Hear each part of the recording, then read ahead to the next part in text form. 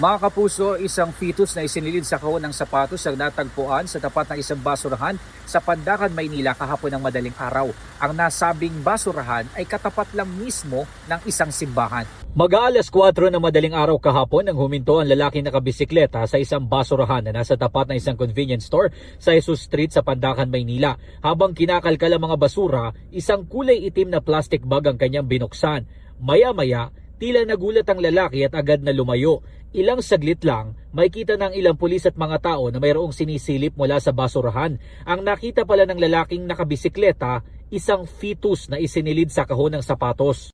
Dito sa basurahan na ito natagpuan ng fetus. Kung mapapansin ninyo, katapat lang ito ng simbahan ng Santo Niño de Pandacan. Yun yung medyo alarming na buo na siya sa inyo. Tapos siguro approximately nasa 5 to 6 months.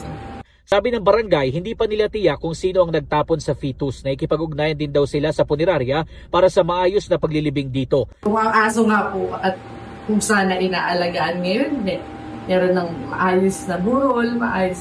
Sana po yung gano'n.